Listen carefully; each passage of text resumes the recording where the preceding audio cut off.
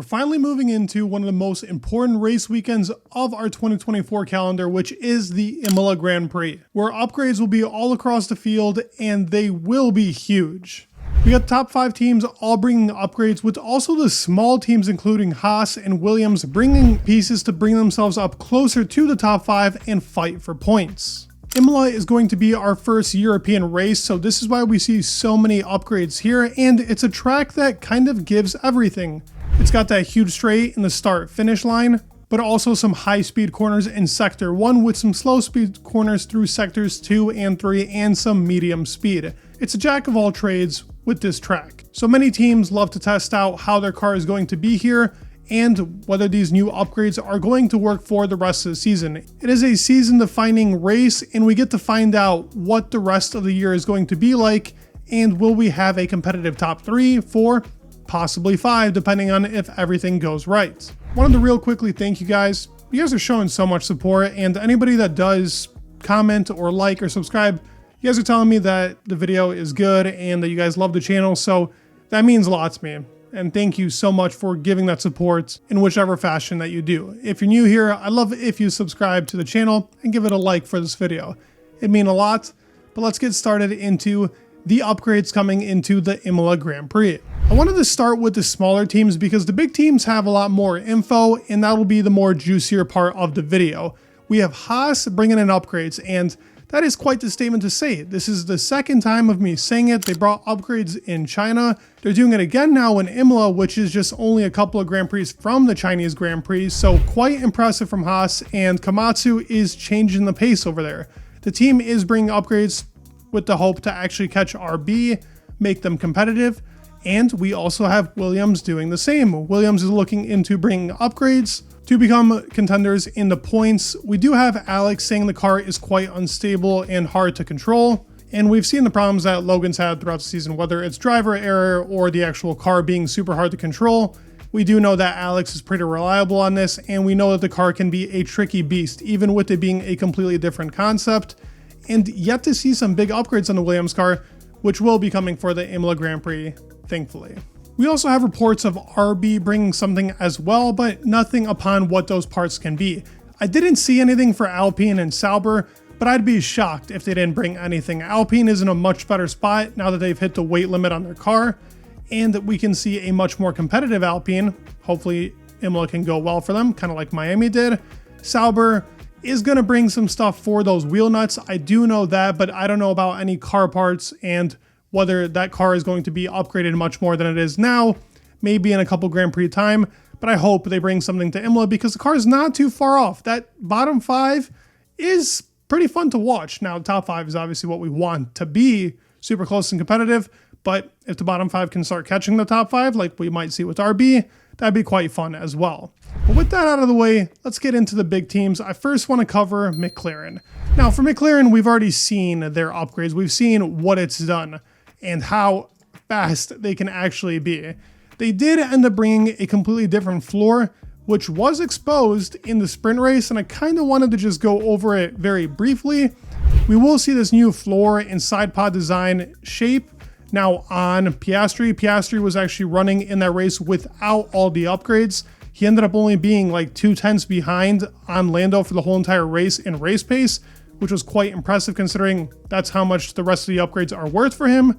So let's see if that helps him out with his tire problems as well, because we still know Oscar still has a tricky time with those tires, but naturally, as you gain experience in Formula 1, you end up gaining more experience in the tires.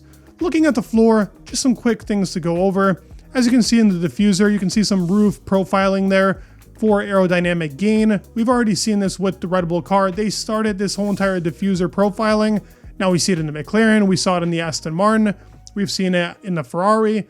Every team is now implementing this, and while it can be tricky, it does help with the way that you push the airflow in directions that you want it to be pushed into. We can see some steps into this floor. It is a much more simpler floor to that of the Red Bull, but you can see that elevation and tunneling through the floor, with the throw obviously being the biggest part of the car. We've seen this be a common occurrence as well. And from the bottom, you can also see that edge wing slot between the floor and that side pod belly. You can see how big the undercut is on the car as well. If we compare it to the Red Bull floor, obviously the Red Bull floor is very extreme and very technical, but I would say out of all the floors we've seen so far, this one is probably second when it comes to technicality, and just seeing the amount of profiling done into it, McLaren know what they're doing. Their wind tunnel is insane, so I would expect this from them, and the upgrades coming to this car throughout really the season will make them competitive with both Red Bull and Ferrari. Looking now at the Red Bull car, now obviously they have lost a little bit of pace. They're not as fast as they used to be. Are they still the quickest car? That's for sure. Now with them bringing some upgrades here, and Helmut Marko talking about them, let's see what he said. He said an upgrade is planned for Imola, but not because McLaren was so good now. Of course, it would be nice if you could make new parts within a week, but that's not the case. The update has been planned for some time. He talks about this being an important update now because of with McLaren and Ferrari, but it's been in the works.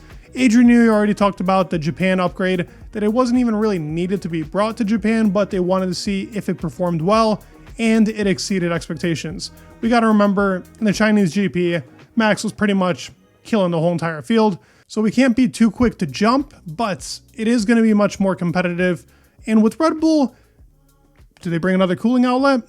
Obviously, that would be pretty funny. I think it's going to be more towards a floor design. We have yet to see a big floor upgrade from them in this season. They did change the floor edge in Japan, tweaked a couple of things around the side pod area as well, with that overbite extending it and making it longer. But the actual floor has yet to be touched, so we could see a floor upgrade. And we do know with these Red Bull upgrades, when they come, they also gain time. So we'll have to see how much time is gained. Looking at Aston Martin, now this is going to be an essential upgrade, and Fernando has already put the emphasis on the importance of this upgrade into Imola. They've already been talking about it, that Japan pretty much was the base car. They added that double splitting side pod in Japan, they added some floor edging, and what was supposed to be a new floor, revised some of the diffuser, and they did gain time. In a track that last year they were horrible in, they did really well in Japan, but then the same can be said in Miami. They retracted completely and they were really far behind. Now, they did have a very poor qualifying. They said they did not hit the setup sweet spot, and they ran a rear wing that was a little too skinny for them and shred the tires a little quicker than they wanted to. This has been a common problem for Aston Martin. Right now, we're hearing that it's going to be a floor and diffuser, but we can expect revisions in aerodynamic efficiency throughout the whole entire car for this Imola package. And they have stated that it should be up to 4/10. This is what Dan Follows has said. A 4/10 gain is a really big gain, and that would put them in contention with these top three because the actual pace of the car is there. It's that their tire wear is really bad, and they lose downforce really quickly in the race on high race fuel. As the race fuel falls, they become much quicker and better on tires. They've been okay on the hards. The mediums and the softs have not been Aston Martin's sweet spot in this 2024 season. So let's see if these upgrades can address those problems. Going over Ferrari's upgrades briefly, I already made a video talking about the whole entire Ferrari car, this new aggressive package that they've brought, and we've seen it now. We've seen it now in Imola, with the exception of a floor change. Floor is supposed to be coming to the Ferrari car. I've seen some people point out that the actual Venturi tunnels are a bit changed. That's possible, but we don't have great pictures of that yet, so I can't really go in detail with that. I went over the actual package itself in detailing what is upgraded on the car. So if you want to go check out that video, that's going to give you the perfect analysis of what's happening with this car and everything new on it. It's an aggressive package that I hope is really going to bring them in contention with Red Bull. Mercedes is the last top 5 team I want to talk about, and the Imola package that is coming is pretty much a split package from Miami. In Miami, they brought a floor edge to the car. They brought another cooling grate that they really needed for this car because of the issues they're having with engine cooling. And what is being talked about, what we know will be coming to Imola, is a new rear wing and beam wing. Now, this can be classified as a circuit-specific upgrade, so I think we're going to see more. We've heard about a reshaping of the side pod to help with that undercut and flow, to give it a more stable rear part of the car. They still have issues with their rear tires. It's the same thing that Aston Martin struggles with as well. With that rear suspension, it seems like they haven't clocked down the setup for it yet, but Mercedes hopes to find a lot of time. They say the Miami package actually worked to plan. They weren't bad. In those high temperatures, they seem to have controlled their tires a little bit better. They were a good way ahead of Aston Martin, who's been their competitors. So let's see if they can continue upon that pace. Maybe they can really make a mark. We've not heard any numbers from Mercedes. They've been quite quiet on these terms, probably because of the excessive talking Toto Wolff has already made between 2022 and 2023. It's okay if they hush up a little bit to surprise us and maybe compete with the top. All these teams are bringing in big upgrades. The Thursday video is going to be a huge one, and it's going to be fun to talk about. On Thursday, I talk about all the upgrades with the actual pictures that we get trackside, and I get to analyze all of those. So we'll see how these packages are going to look, whether they're going to work. We'll see that on Friday. I'll make a video for that as well. But I'm quite excited. We're getting so much.